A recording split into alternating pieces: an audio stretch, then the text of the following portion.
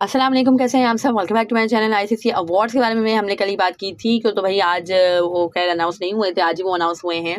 And उसमें Sargar field super trophy यानी ICC cricketer of the year का अवार्ड हासिल किया है पैट कमिंस ने। And ICC ODI cricketer of the year का अवार्ड हासिल किया है the great the legend king Kohli ने।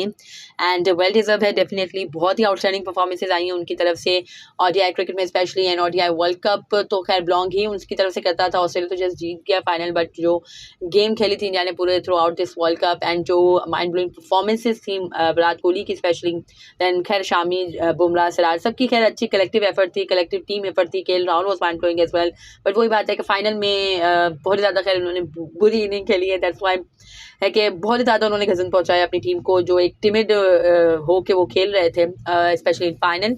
तो आई थिंक उसने बहुत ज़्यादा गजन पहुंचाया टीम इंडिया को। बट है कि अगर है कि फाइनल हटा के देखा जाए तो केएल राहुल ने भी माइंड ब्लोइंग क्रिकेट खेली है through out this world cup. और बट है कि ऑब्वियसली विराट कोहली एंड क्या ही कोई प्लेयर है और क्या ही कोई ज़बरदस्त उनकी टेक्निक है, क्लास है, outstanding man, simply mind blowing.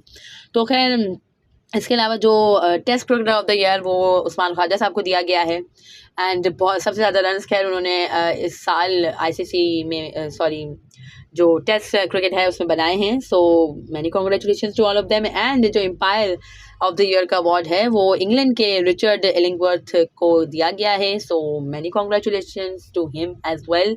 एक वक्त था जब हमारे अलीम डार साहब है कि लगातार उन्हें आई थिंक 2 या 3 साल तक तो लगातार ही उन्हें ICC umpire of the year का अवार्ड मिला था। एंड एट दैट टाइम हम बहुत ज़्यादा खैर हमें दिल होता था या शौक होता था कि भाई हमारा कोई प्लेयर भी हो आईसीसी अवार्ड जिसको मिले।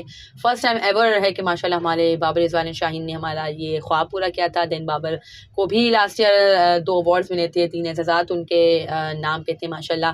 बट इस साल कोई भी पाकिस्तानी किसी भी कैटेगरी में शामिल नहीं है, ना कोई मतलब ओडीआई आईसीसी ओडीआई टीम में नहीं है, टेस्ट टीम में नहीं है, टी20 टीम में नहीं है, कोई अवार्ड में किसी भी पाकिस्तानी का दूर दूर तक नामो निशान नहीं है। तो बहुत ज़्यादा खैर ये दुख की बात है, बहुत बहुत ही ज़्यादा खैर अफसोस हो रहा है। बट कोई बात नहीं, इंशाल्लाह आगे हम अच्छी परफॉर्मेंसेज देंगे तो इंशाल्लाह वी कैन बी इन मतलब मज़ीद एजाज़ात इंशाल्लाह हम हासिल कर सकेंगे। और खैर इसके अलावा हरभजन सिंह साहब ने हैं कि बाबर आजम की कैप्टनसी जो उनसे ली गई थी उस हवाले से उन्होंने स्टेटमेंट दिया है। बट वो IL T20 कवर कर रहे हैं जहाँ पे शुएब हमारे अख्तर साहब या शुएब अख्तर साहब हैं और वहाँ पे हरभजन सिंह साहब भी हैं। तो बहुत ज़्यादा खैर वो इन्जॉय कर रहे हैं, IL T20 को भी इन्जॉय कर रहे हैं। सो वहाँ पे उन्होंने कहा है कि भाई जो कैप्टनसी है कि पाकिस्तान की जो क्रिकेट में चेंज हुई है वो रिस्पॉन्स था पाकिस्तान की पुअर परफॉर्मेंस का वर्ल्ड कप और एशिया कप में।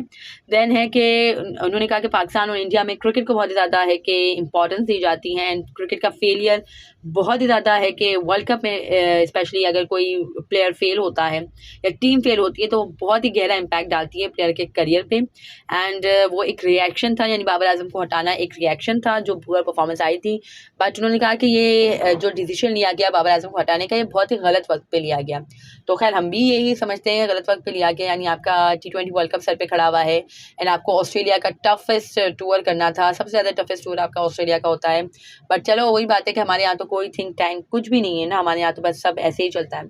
अगेन उन्होंने कहा कि भाई पाकिस्तान की टीम में Babar Azam is mind blowing player and बहुत ही ज़्यादा खैर वो अच्छे प्लेयर हैं। बट अलॉन्ग विद हिम और भी पाकिस्तान के पास अच्छे प्लेयर्स मौजूद हैं, बट इतने ज़्यादा उनकी तारीफ नहीं होती है, इतने ज़्यादा उनको हाईलाइट नहीं किया जाता क्योंकि इंडिया और पाकिस्तान में एक ऐसा परसेप्शन है या एक ऐसा तबका है जो एक ही प्लेयर को बहुत ज़्यादा खैर उनको प्रेज़ करता है या बहुत ज़्यादा उसको आइडलाइज़ करता है।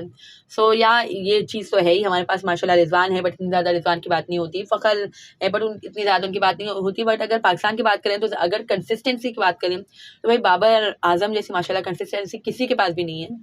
That's why Babar is Babar and I think एक बहुत ही ज़्यादा अल्हम्दुलिल्लाह एक बड़ा नाम है पाकिस्तान क्रिकेट का Babar Azam and he truly deserve and he has earn all this. जिस तरह से मैं हमेशा कहती हूँ कि उन्होंने कमाई है ये इज़्ज़त, ये जगह, ये सताइश उन्होंने कमाई है। और on the other hand India की अगर बात करें तो डेफिनेटली विराट कोहली को बहुत ही ज़्यादा प्रेज़ मिलता है।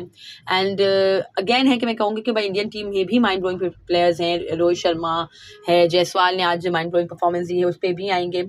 और है कि और भी खैर बहुत से ज़्यादा माइंड ब्लोइंग परफॉर्मर्स हैं टीम इंडिया में, बट जो एक जगह या जो एक ऑरा विराट कोहली का है वो और किसी को फैंस नहीं दे सकते हैं। तो ये एक तरह की हमारे यहाँ चली आ रही है, पुरानी रीत चली आ रही है। अब क्या करें, किस तरह से इससे हटें? हम तो अपनी रिवायात से जुड़े हुए लोग हैं और अपनी रिवायात को हम कभी भी किसी सूरत में भी नहीं छोड़ सकते। सो खैर that was it from this video. अगर आपको मेरी ये वीडियो पसंद आई हो, अगर आप मेरी बातों से एग्री करते हो, so do comment below. And अगर डिसएग्रीमेंट भी अगर आपका हो तो मुझे ज़रूर कमेंट सेक्शन में बताइएगा। एंड सब्सक्राइब कर दे भाई मेरे चैनल को। आपको अगर मेरा कंटेंट पसंद आ रहा है तो just hit subscribe button. And obviously है कि आप मुझे इसी तरह से सपोर्ट कर सकते हैं। So do support me, do subscribe me, and अल्लाह हाफिज़।